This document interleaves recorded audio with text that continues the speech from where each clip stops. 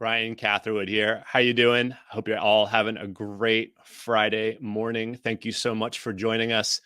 Playing around with StreamYard, which is our live streaming service, doing fun introductory music, if you will, trying to create a fun experience for those joining us for our first ever episode of Alumless. So welcome, and I'm your host, Ryan Catherwood. Alumless is a Chris Marshall Advancement Consulting production. Every other Friday, it's our plan to bring you a new episode of Alumless with me as your host, but starring my friend and boss, Chris Marshall, CMAC founder and CEO. This is designed to be kind of part talk show, part webinar, and we hope to make it fun, maybe surprising, and have a special guest on each episode, which we will have a special guest today. But we're going to try to keep episodes about 30 minutes long. And I did want to mention that if you are joining us, watching this live on LinkedIn, you can also chime in the comments section on LinkedIn, and we can see your comments here on StreamYard, and we can interact with you in real time. So if you wouldn't mind, it actually would be awesome if you would post in the comments who you are and where you work and that you're tuning in, and we can begin to have a conversation with you during the course of the show. Okay, so next I am going to bring in Chris, and boom, there he is. Hello, sir. How are you today? Oh, I think you're on mute, Chris. I'm doing great. It's great to see you. Thank you for all the work putting this together, man. Absolutely. This is fun. You know, I enjoy creating content, having this type of, webinar. And I guess, Chris, we talked a little while about the concept and what we were trying to build here. And why Alumless? What was why did we call it that? Because I bet some people are out there kind of thinking, what's that all about? It's all about. And it's hard to say. And you and I spent some time arguing about whether or not it was worth trying. But the tongue-in-cheek part is really where it came from. So if anybody's a fan of the podcast, Smartless, which features Will Arnett, Sean Hayes, Jason Bateman, and they have a really funny, I'm seeing folks joining in. Hey, everybody joining there. Dave, John, Jenny, Maria, good to see you. From Ireland. Wow, great. We're all over the world here. Thanks for joining. But yeah, so those three guys host this podcast called Smartless, and it is absolutely hysterical, fun, and enjoyable. If you have not listened to it, please, jump in. And I have no connection to it other than that I've stole their name, and we're just playing around with the list part of it because the folks that are going to be joining us certainly have a lot of alumni knowledge, alumni engagement knowledge, but just sort of a way to be playful and have a name out there that maybe we'll catch and make it hard to say for people. Have you seen the Alumless episode? It's hard to say. Yeah, we wanted to make it memorable and hard to say, right?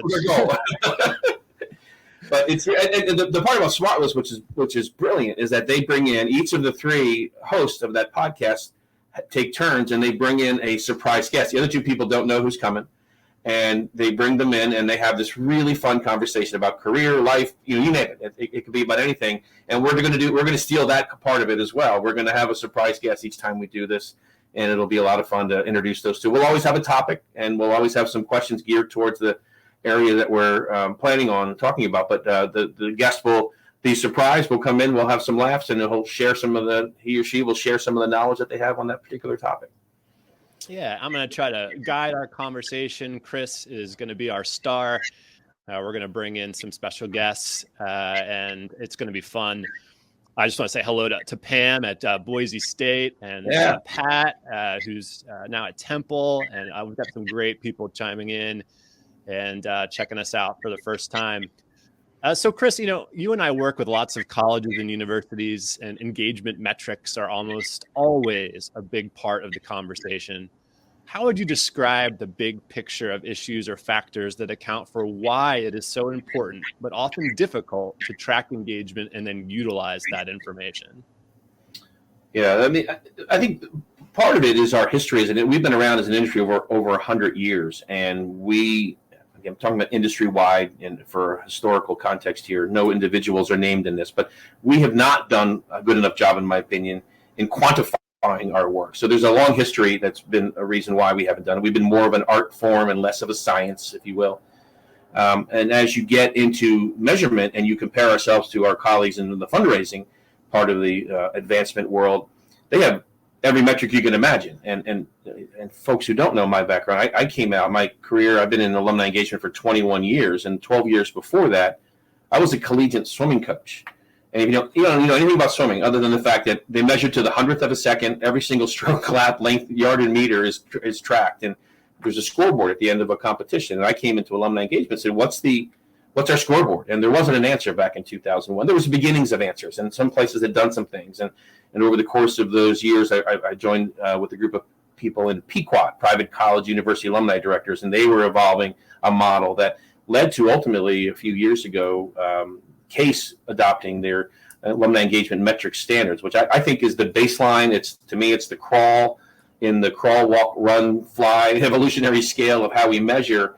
But to me, it's so critical that we have a baseline way of saying the work we do is having an impact. There's correlational work you can do. You can eventually get to causational, and even the more sophisticated models get into predictive modeling. And I think the biggest obstacles for many places is that resources they just don't have to do it. Business practices aren't in place to do it. The big one I find often is just institutional will. The right leaders adopting the mindset that this is important and we should be doing this, and here's why we should be tracking this data and investing those resources and building the business processes to be able to track. We all track philanthropic engagement because we're federally mandated to do so, but events and volunteers should be the next two, I always say, and then communications, which is the hardest, should be not far behind. And I think it's something that we just need to baseline and all do. So I advocate that with every single client.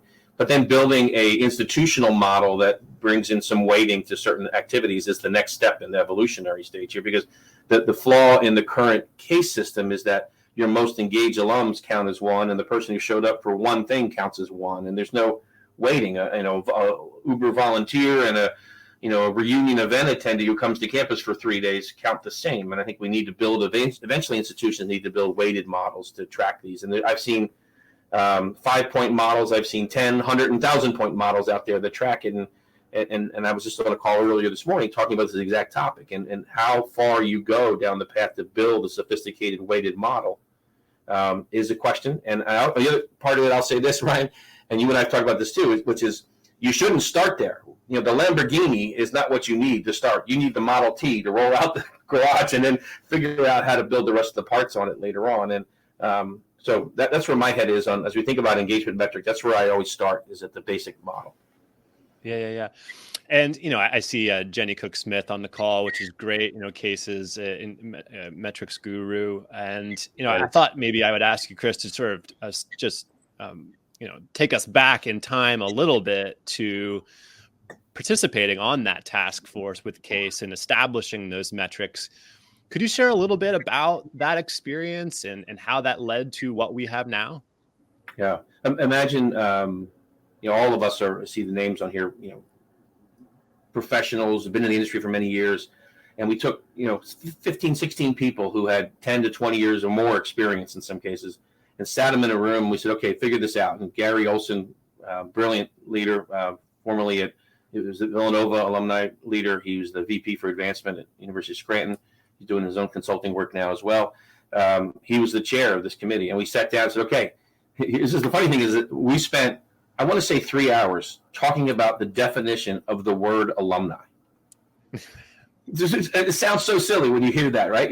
15 people in a room from all over the world, and we're talking about what do we mean by alumni. The challenge is that when you talk about alumni, if you're in higher ed alum, you're thinking about your alums, you often think about your 4-year undergrad or grad alums, and they have a degree and all that. But what about an independent school?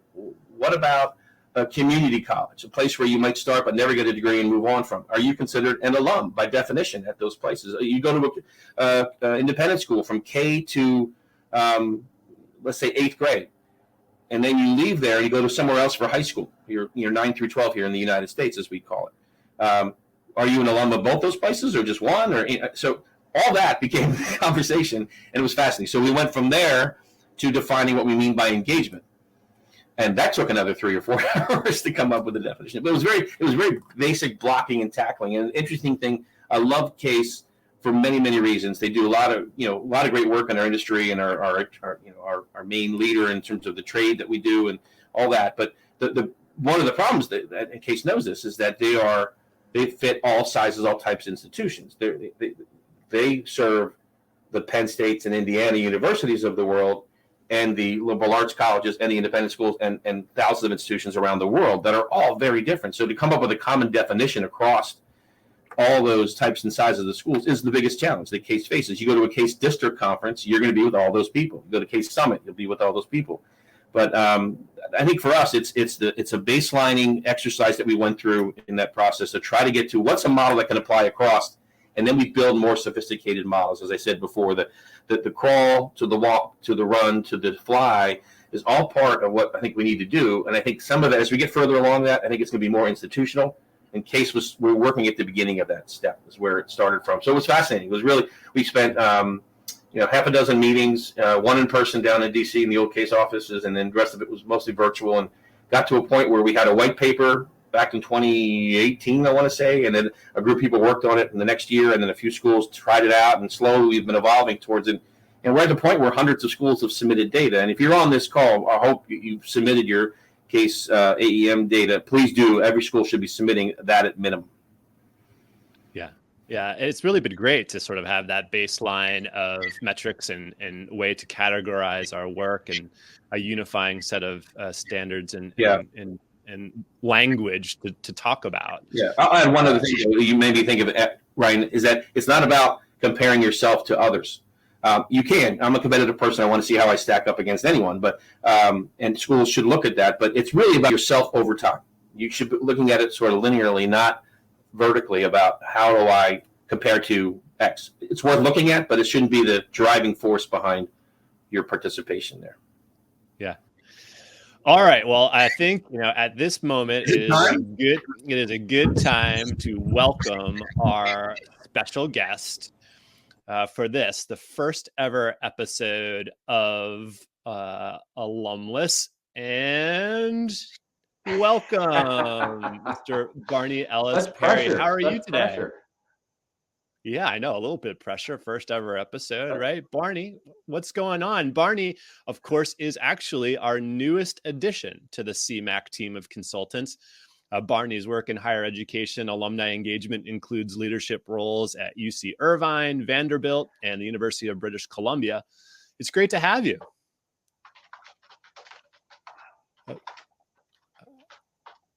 Can you hear me okay, Barney? Oh, can't hear me? I can't. I could hear you and Chris talking. Now I can't hear you. Okay. All right. Chris, can you still hear me? I can hear you loud and clear, and I heard your amazing introduction to Barney. But Barney, nothing? Yikes. We can't hear Barney at this moment? Barney can't hear us, but we can hear him. Okay.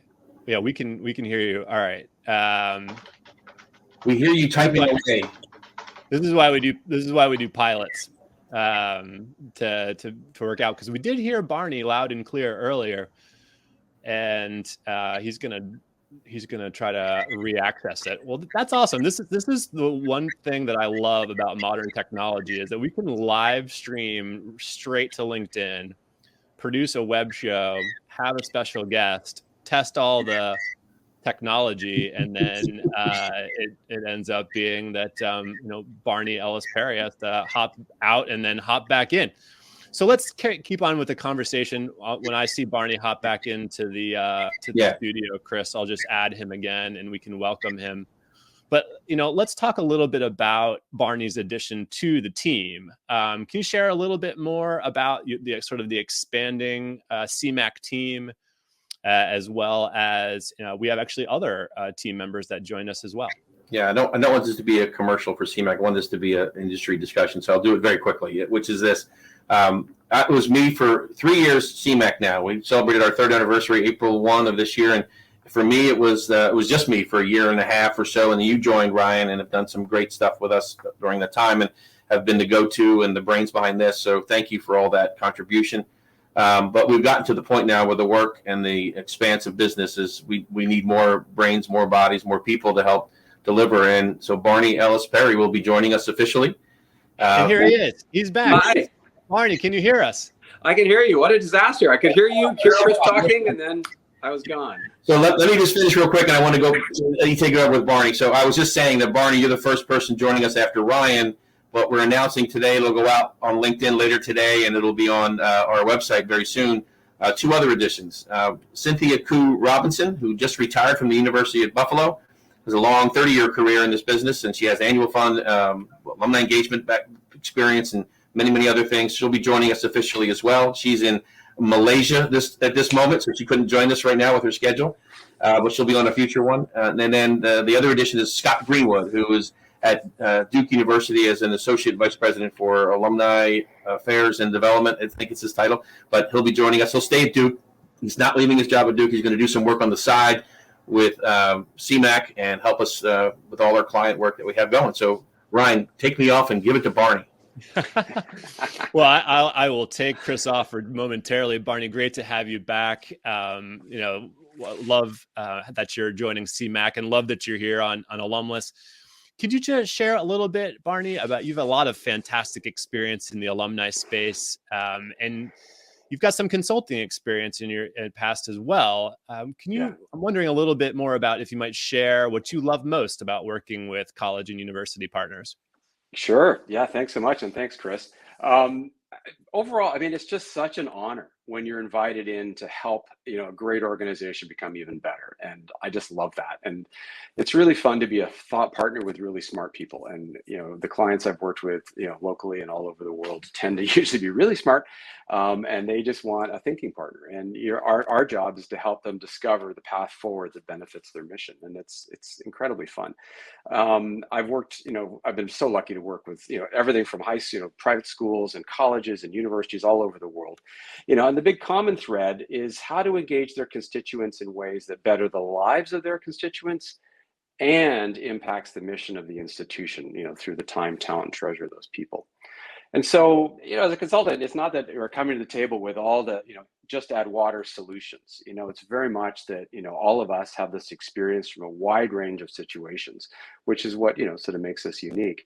And we bring that to the table to help the clients find their best, their own best answers and make it their answer. It's got to be bespoke, to Chancellor. We're not just, or to the organization. We're not just taking, some study off a shelf and dusting it off. It's got to be really unique so that organization owns it and lives it going forward. Yeah, Barney, we're in an interesting period in sort of the history of the world, right? Coming out of a pandemic in sort of an endemic phase, right? Where we're trying to live with COVID as part of the background of life. We've learned a lot, right? About what works, what doesn't work. And, I think everyone is really evolving their strategies right now to sort of meet the moment and plan for the future as best we can. What is your view of how teams will likely set priorities when it comes to engaging alumni and donors? Well, when Chris said, this profession has been around for 100 years, and I think one of the biggest shifts was engagement metrics. And I think the next biggest shift that we're living through, of course, is what we've all gone through with the pandemic. And, for a lot of, it was very interesting because there was a lot of shops that pre-pandemic were content-based, digital first, and they were way ahead of it. And the pandemic was really much an affirmation as they rolled forward really easily into total online engagement. Then there's a whole lot of shops, and thankfully, because we're consultants, that they weren't quite there yet, and that was a wake-up call. And it really forced the conversations that a lot of people I was talking to, they wanted to have those conversations. They just, hadn't got there yet. So now we're seeing this big shift in strategy and the alignment of resources towards digital engagement, which is absolutely fantastic. But it's also not easy, so there's a real scramble. And a lot of it is really putting people in different seats.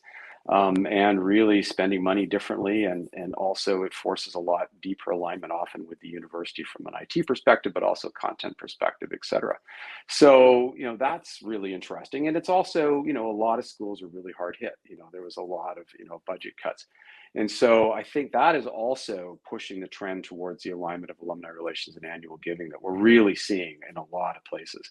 And that to me is really exciting. I think it's really long overdue.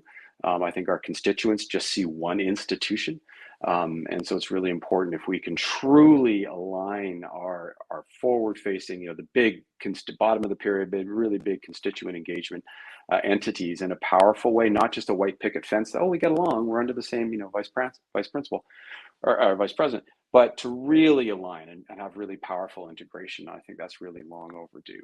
And the last part I would just quickly add, I think we're also seeing, because how people saw the uptake of all of their online content, is we're talking a lot more about constituent engagement, not just alumni engagement. We're really bringing parents, friends of the institution, and others into the tent in a meaningful way and a measurable way.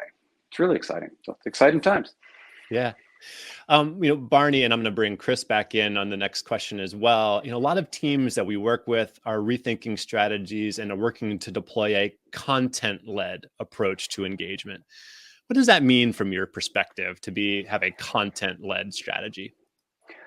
Well, I see it as you're creating almost sort of a pyramid of intellectual content. So when you look at the big picture of what exists within the university, and you create a strategy around that, so that you are no longer, as a constituent engaging organization, you're no longer generating content in the same way. You're now focused on curating content from within your institution, and also though from your constituents. And there's some really cool stuff out there. So you now step back and you're thinking, I think, completely differently. And what are our major themes for the year? And aligning that with philanthropy. And that's something we did at Vanderbilt that was really fun, to really think mindfully about every talk that you're giving, every online webinar, everything where you're engaging constituents, to think about what is that content. And then you're able to bring people, who are sticky to that because they're excited about that content, versus, you're going after a certain demographic with a certain type of event or activity. And then the magic happens when you can get the data. So when you can see what people are engaging in, and they may be, you may have someone who's a law grad who is, you're going to discover through what they're clicking on and participating in that they're super passionate about women's tennis or something. And you can find out, and that's where you can then really do that precise targeting for people's passions with your opportunities for them to give their time, talent, and treasure. Yeah, absolutely. Great take. Chris, what do you think? Can you add sort of that idea of a content-led strategy? Yeah, I'm going to build on a little piece of what Barney said, in that we did a strategic plan for Duke a couple of years ago, working with Sterling Wilder and Scott Greenwood, who's going to be joining CMAC. And this is one of their main priority areas. This is sort of, the big word that gets put across this is lifelong learning, but it's not always about that. It could be about personal enrichment, it could be professional development, it could be lifelong learning, it could be, continuing education, credits, etc.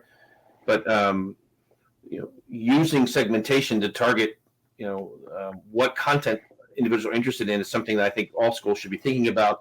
Very few schools have the resources to really do it well. Frankly, it's a big data and a whole different, but there are schools doing it. There's certainly schools on this call, I'm sure, who are doing those kinds of things. But the one piece I want to pick up on is what Duke, what I loved, and Barney, you said it in your comments, which was this, is that as their strategies with underneath this lifelong learning umbrella had several different pieces. And the two of them that I love were, we want to bring, this is almost a direct quote, we want to bring the intellectual firepower of Duke to our alumni. Strategy 2. Strategy 3 was, we want to bring the intellectual firepower of our alumni to Duke. And I love that. I think it was just a cool mutual value back and forth thing that I just don't think many schools think about. And what firepower the alumni have to help Duke in every area. They have 150,000 alumni, 180,000, whatever the number is. They can help in anything. And so not just in financial means and contributing. Duke does a great job fundraising, but they also have that capacity intellectually amongst their alumni. And all these schools on this call have the same, to help the institution. So they're actually called it as a strategy. And I love the back and forth, the way they articulated it. Yeah. Sort of a follow-up question, Chris, connecting some of the dots here. How do you see more on the idea of content strategy impacting alumni engagement metrics? And Barney sort of also alluded to the idea of how we're able to use content to track affinity. How do you see sort of content and metrics sort of playing together. We could probably have a whole show on that and talk at length about it. I also wanted to mention, Chris, before you answer, we do probably have time for a couple of questions before we hit the top of the hour. If you want any questions that you all have, please plug them into the LinkedIn comments section and we'll be able to see them.